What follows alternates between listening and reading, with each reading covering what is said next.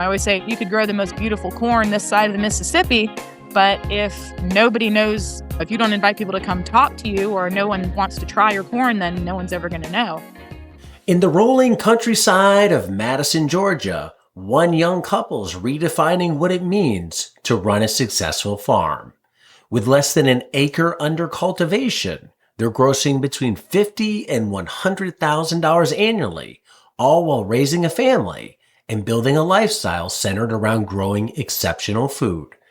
I'm Diego, D-I-E-G-O, and I talk about profitable small-scale farming.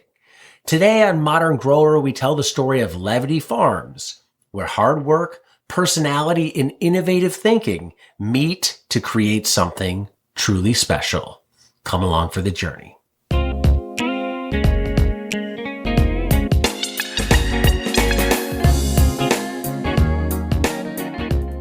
Ilana and Zach didn't start out as farmers. Like many young farmers today, they discovered their passion through an unconventional path.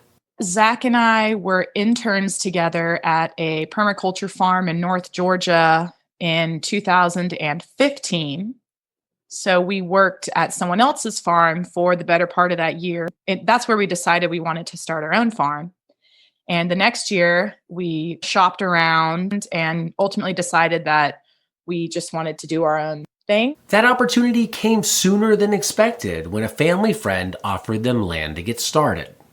I believe it was that October of 2016, a family friend who had some land pretty close to where we were living reached out and said, "Hey, I've got this big field. If you guys want to get started farming here, just get your business off the ground." And so we broke ground in 2016. Basically, it was about a 2.5 acre field of grass up to your hips. It was just completely wild. It used to be a horse farm, so the soil was amazing. From humble beginnings, Levity Farms was formed. That name reflects the couple's philosophy on life and farming. But it's also very appropriate because Zach and I are known for I don't know if it's an ability or if it's a quirk or maybe it's a character flaw, but we tend to bring out humor in situations that maybe it's not always appropriate. We just try to bring levity to some of the darker places. For many first-generation farmers, the path into farming isn't straightforward. What inspired these two to take the leap and take a risk? Zach's pretty much always known that he wanted to work for himself, wanted to work outside, and wanted to live with a close relationship with the land. He was born with that drive. I had no idea that I wanted to farm until I graduated college, and shortly thereafter went to go visit Zach at the permaculture farm where he was interning. What Ilana saw there would change the trajectory of her life forever. There was a farmer, Jamie, and his wife and their daughter, and they were raising this beautiful little girl on this beautiful property, and they were growing food and eating healthy, and they were involved with the community, and they were in touch with the seasons and the soil and the local ecology. And I just became so completely inspired to live my life that way. What began as a friendship soon blossomed into something more. We just got really excited about that lifestyle. And like I said, we were just friends at this time, but we both said that we wanted to live that way. And then we said, we want to raise a family that way. And then we just looked at each other and we were like, why don't we just do it together? At the time of this recording, Levity Farms operates on just 0.8 acres of their 10-acre property in Madison, Georgia. That's small in size, though their operation is impressive in its efficiency and profitability. The farm grosses between $50,000 and $100,000 annually, focusing primarily on salad vegetables, specialty produce, and herbs. But what makes their business model work? We just moved to a location about an hour east of Atlanta, where we were in the Atlanta scene. We were selling probably about 85% to local chefs. But now that we're out here, we're starting to focus less on selling a little bit to lots of different chefs. And we're trying to get more into the zone of fewer clients with larger orders. So we've scaled down the number of chefs that we work with. And we are also selling to an aggregator called Fresh Harvest. This pivot to working with an aggregator has solved one of the key challenges many small farms face. How do you get your produce to consumers efficiently without the time-intensive work of farmers markets? Because who wants to work every Saturday? Fresh Harvest. It's like an online farmers market, basically. We submit our availability to them and they place an order every week and we deliver it. And then that food gets redistributed all throughout Metro Atlanta. Finding this balance between wholesale and direct-to-consumer has been one of the keys to their success. We prefer selling kind of wholesale style to chefs. So taking out the farmers market element, you know how much time and work farmers markets are. They're great, but our model really does better with wholesale and selling to chefs. But we love working with chefs, but we were thinking, I wish it was a little easier for us to get our produce directly into the hands of people who would be cooking with it at home. And then Fresh Harvest turns out to be just the perfect marriage of both worlds. Breaking down their business model reveals several key elements that contribute to their profitability on less than an acre. First, they've diversified their revenue streams by selling through multiple channels while keeping each channel manageable. Working selectively with chefs, which provide higher margins, that's one channel, and an aggregator, which offers consistent volume, that's the other channel. Second, they focus on high-value crops with quick turnaround times. That's a key to profitable small-scale farming. By growing an average of 30 to 40 different crops per year with multiple successions, they maximize their revenue per square foot while maintaining year-round sales. Third, they minimize their labor costs by implementing efficient systems. With just one full-time employee working 40 hours per week, alongside Ilana and Zach, they've created a lean operation where labor doesn't consume their profits. Finally, they've carefully scaled their operation to a size that allows them to maintain quality without overextending themselves. While they have the land to expand upwards, they've deliberately kept their cultivated area small so they can manage it effectively and efficiently with the labor that they have. Let's look more closely at the numbers that make Levity Farms a viable farm business. On just 0.8 acres, they're generating between $50,000 and $100,000 in annual gross revenue. This translates into approximately $62,500 to $125,000 per acre annually, which is significantly higher than conventional commodity farming operations. Notice I said that's the gross. Well, what's the profit? That's what everybody always wants to know. Well, most vegetable crops are anywhere between 50 and 70% profit margin. So depending on how you run your operation, half of that up to a little more could be profit. Levity Farms operates on a very lean structure. Ilana and Zach work between 50 and 60 hours per week on the farm, supplemented by one full-time employee doing 40 hours a week. This focused approach to staffing keeps their labor costs manageable while ensuring that essential tasks are completed. That's always the fine balance. How do you get it all done for the lowest possible costs? And in any farm operation, one of your highest costs is going to be labor. If you can get it done quicker, more efficiently, that lowers your labor costs, which brings in higher profits. Their intensive planting schedule means they're harvesting and selling year-round, barely missing a week in their planting schedule. The consistent cash flow is crucial to their farms and their life stability. One of the biggest keys to their success is their market selection strategy. While many small farms default to farmers markets as their primary sales channel, Levity Farms has deliberately chosen a different path.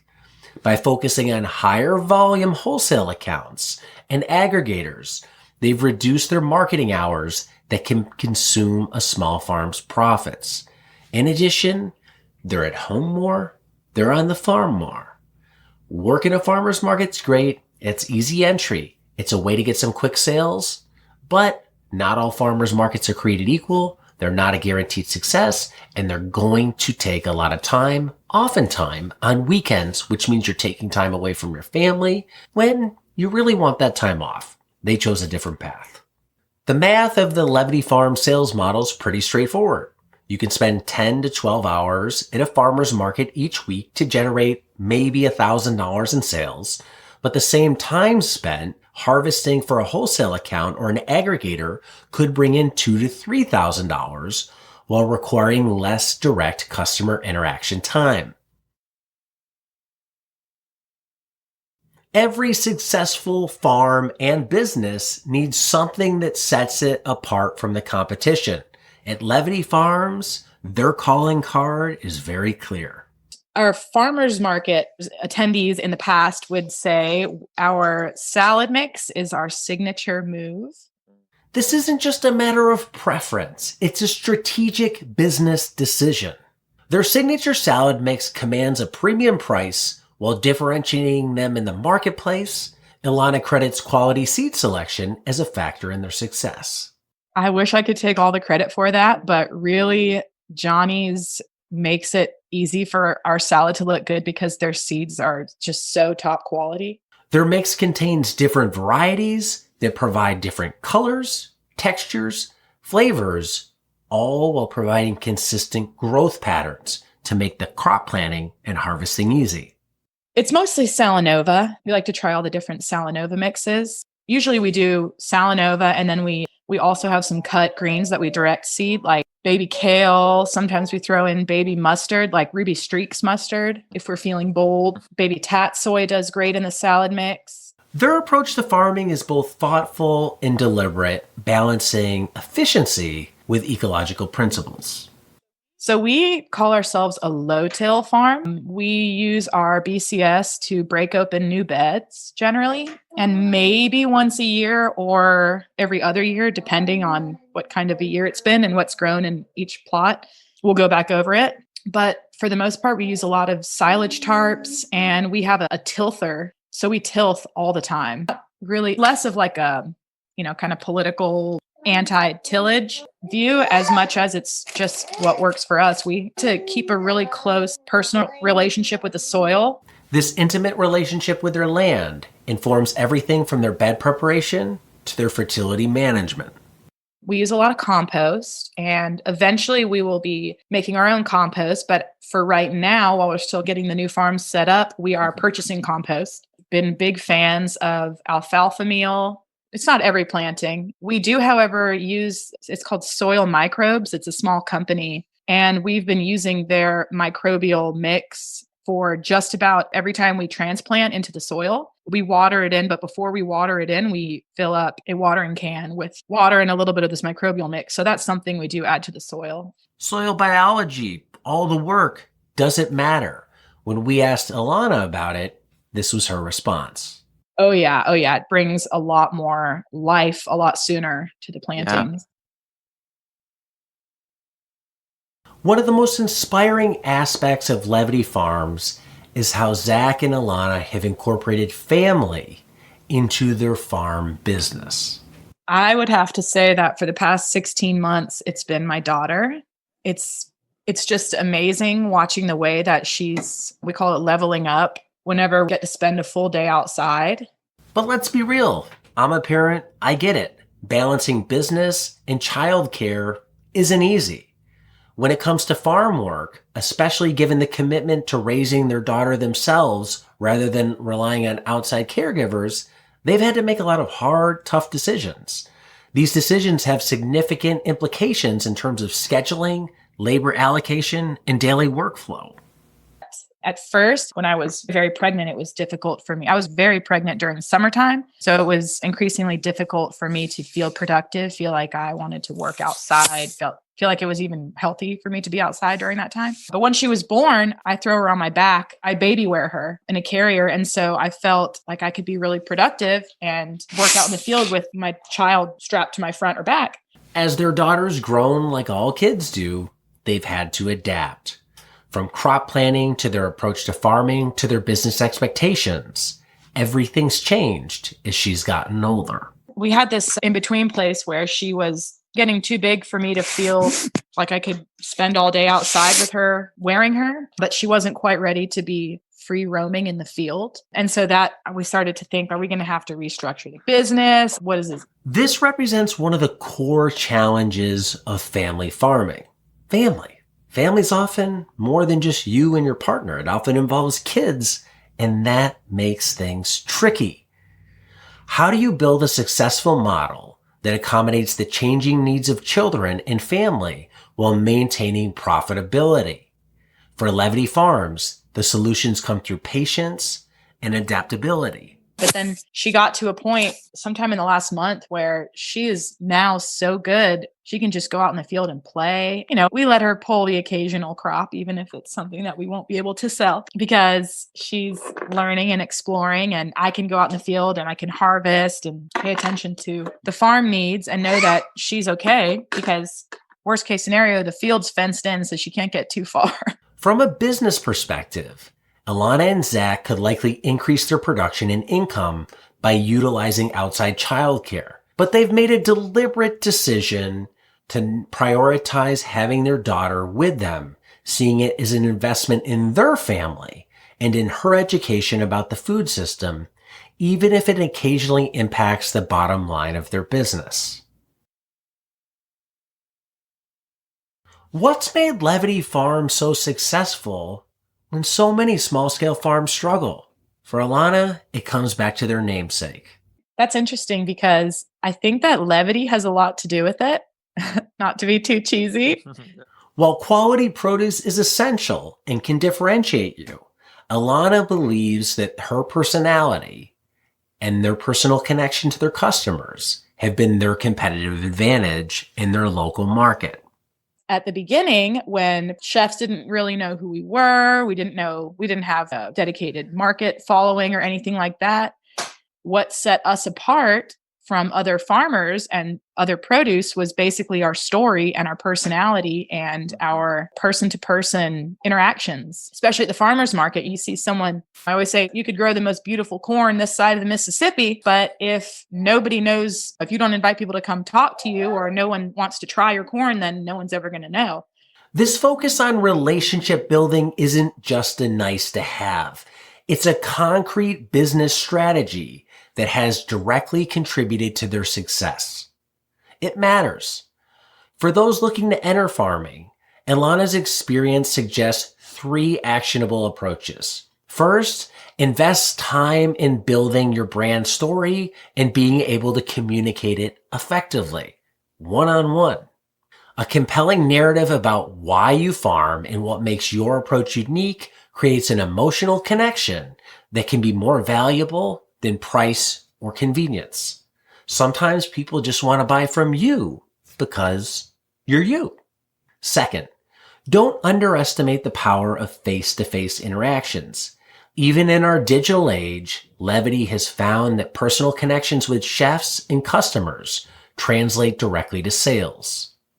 Third, leverage previous work experience, whatever it might be. For Alana and Zach, their restaurant background gave them a critical insight into their customers' needs, those customers being chefs. We all have unfair advantages that come with our own life experiences. How can you exploit those in a good way in your business? Yeah. We both worked in restaurants for the better part of our 20s. And so we're very comfortable with knowing what time is a good time to walk into a restaurant and ask to speak with the chef, bring in a sample, talk to the manager, and just feeling comfortable with those interactions. That goes a long way. This practical knowledge allowed them to approach chefs at opportune moments, not during busy service times, with products that specifically solved the chef's needs. They could go in, targeting the chef, knowing exactly what they wanted at the time that they thought was best to have that conversation. So instead of being an irritant, they came in as a hero, solving the chef's problems. Knowing when to talk business, how to present samples, and understanding kitchen workflow gave them an edge that purely agricultural knowledge couldn't provide. Like all farmers, Ilana and Zach have learned valuable lessons along the way, some through trial and error. Their early mistakes offer practical wisdom for anyone starting a farm business.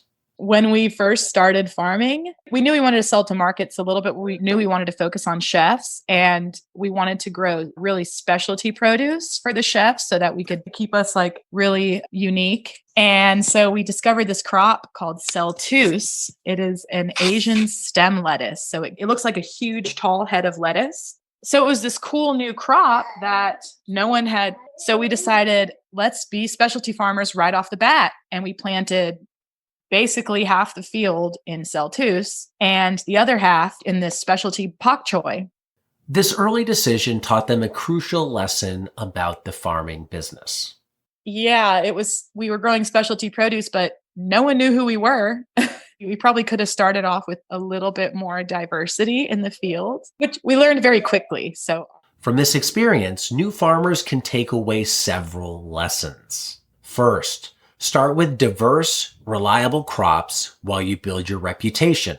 Specifically items that are valuable, but they should be part of a balanced portfolio that includes proven sellers.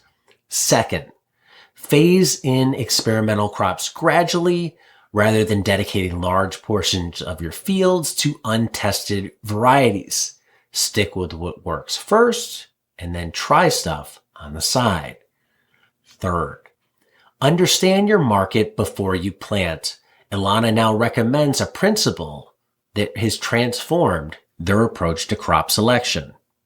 Another thing that I've heard, I think I've heard Curtis Stone say it, is he says, don't sell what grows, but grow what sells. That's some other really good advice. This market-first approach means researching what restaurants or customers actually want before planting your crops, not just growing what excites you personally.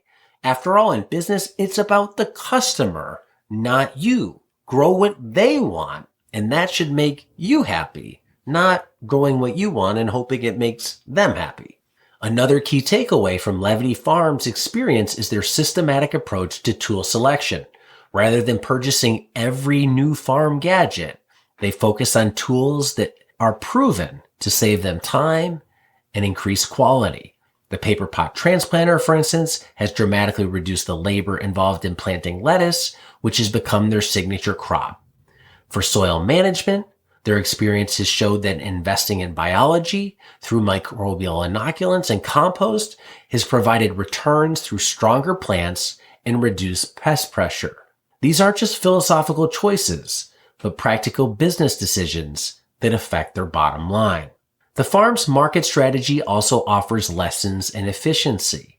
By finding the right balance between direct-to-chef sales and working with an aggregator, they've created multiple revenue streams while minimizing their time-intensive work of farmers markets. As Levity Farms continues to evolve, Ilana and Zach remain connected to the broader farming community, drawing inspiration and knowledge from other farmers. Really, I am just so completely inspired by people who, whether you're farming or whether you're starting a company that sells Japanese planting equipment throughout the rest of the world, or you're creating amazing educational, informative podcasts, whatever you're doing, I am so inspired by people who take their lives into their own hands. This commitment to community and continuous learning represents perhaps the most important lesson of all. Successful farming can't be done in isolation.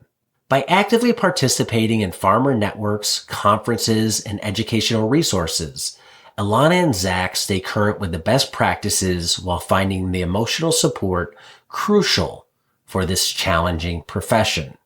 You can't do it alone. And fortunately, if you're getting into farming, the farm community is very receptive. It wants to give you a big hug and support you. So come on in and join us.